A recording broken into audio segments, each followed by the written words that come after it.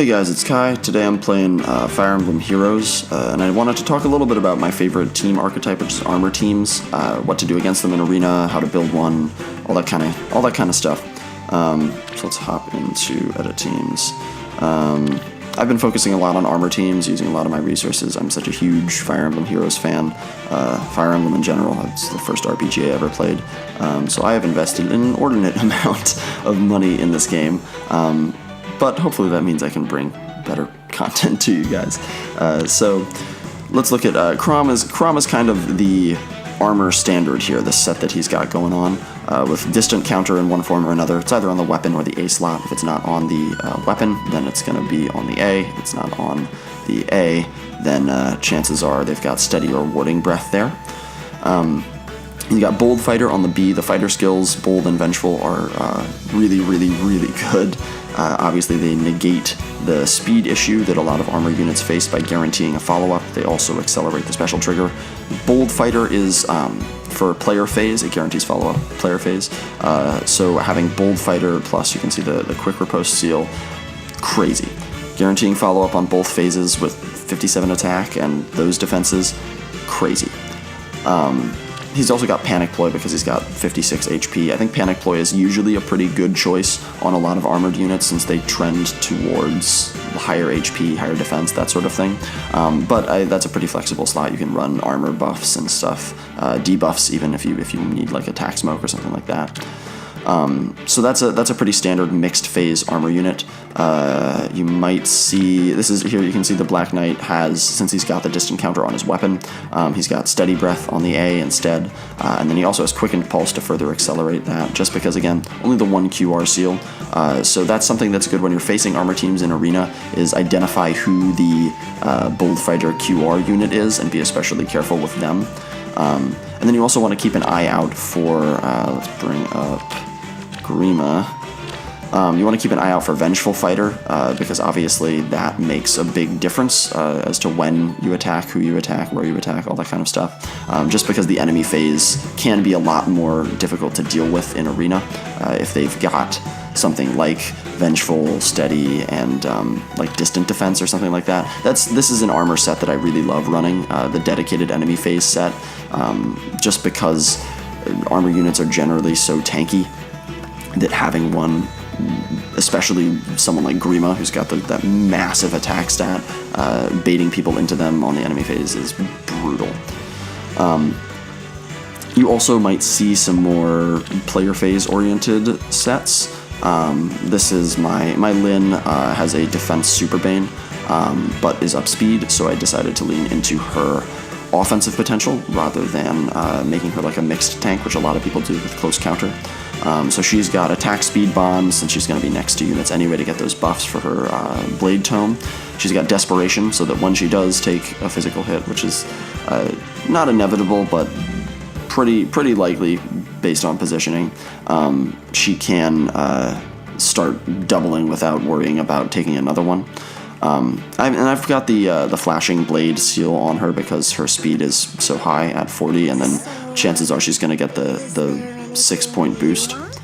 I really don't like her voice acting in this game. I grew up playing Fire Emblem 7 was like literally the first RPG I ever played when I was like 8 years old, and I had a huge crush on Lyn because everybody does.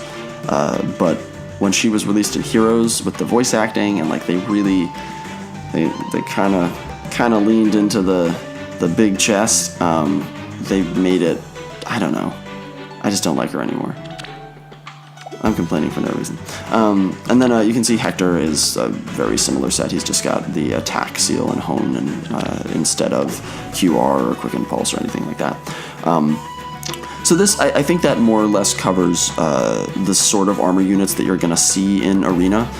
For team building, you want to make sure, as always, that you're covering weaknesses. With armor teams, I think it's a little bit easier. The hardest thing is the mage weakness that you're going to get, because a lot of armor units have low resistance, so bringing someone like Winter Chrom or Lavabound's Lyn, who has relatively high resistance, even going for like a resistance refine on one of your units that has that option, can be really, really good, just because mages are going to tear into a great deal of armor units. And obviously on the flip side, if you are worried about fighting armor teams, especially in the higher tiers of Arena, I would make sure that you bring your fair share of mages. Especially a red mage is especially good because so many potent armor units are these big greens like Hector, Grima, Winter Crom, all that kind of stuff. So a red mage will do you wonders. Or someone like Summer Tiki is really solid as well. Just anyone who can target that resistance stat. And then the other thing is, when you're playing an armor team, positioning is super important. Having those armor marches, like I try to have 2 armor marches on any given armor team. Obviously that's not always an option.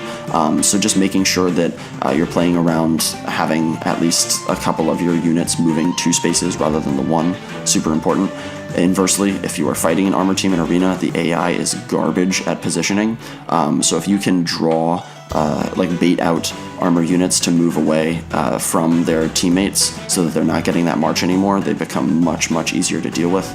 Because obviously they have crazy stat blocks. That's kind of the trade-off, right, is the low movement, crazy stat blocks. But IS continues to add ways for armor units to bypass the movement, making them that much stronger. So it's important to, in Arena, utilize positioning as much as you can, since the AI is guaranteed to be worse at it than you are. Let's see, apart from that, when you're building an armor team, as with all teams, color balance is super important. Targeting specific weaknesses is especially important, because most armor units don't suffer from a lot of general weaknesses. It's like specific units that they're watching out for, like Micaiah, or the dragons can be pretty tough on them.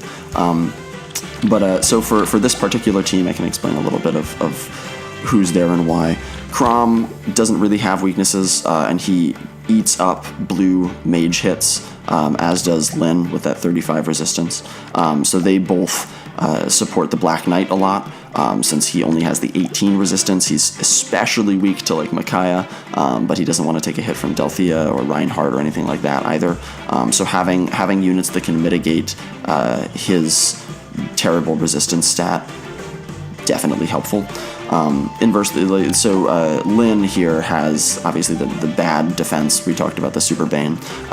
So the Black Knight has 36 defense. He can eat up physical green hits that would be coming her way, which is nice to have. Especially since she's so player phase oriented, getting him to like pivot around her on the player phase or something like that to protect her is super useful. And then Hector faces a similar problem to the Black Knight, where he has relatively low resistance. He's faring a little bit better at 24, but Lyn can tank the shit out of red mages, which is part of why her and Tharja, I think, are especially dangerous if you're trying to counter armor teams, just because they can give you a lot of trouble with their high resistance stats. So she covers Hector. Hector, to a lesser degree, provides support for the team. He really is just kind of a damage powerhouse. Obviously having that strong green presence is really good for the Black Knight. Making sure that you can handle physical blues is a big deal for armor teams, since Black Knight and Zelgius are cores of just about every single one. And again, if you're fighting an armor team, identifying who's covering whose weaknesses and trying to pull them apart so that the mobility challenges them is a really, really good way to stop them from getting out of hand. I think that's about it. That's I think everything I can say on armor teams. The fighter banner is up right now. I know it's really tempting to pull off of the Summer Festival one because the skins are so good. But the fighter banner has Grima. It has Harden. It's really important if you're looking to build an armor team, I think, to pull on that banner. So, I don't know, little PSA. but yeah, so thank you guys for watching. If you enjoyed it, do all that YouTube shit down below. Hopefully I'll have more videos like this one coming your way pretty soon. See you around.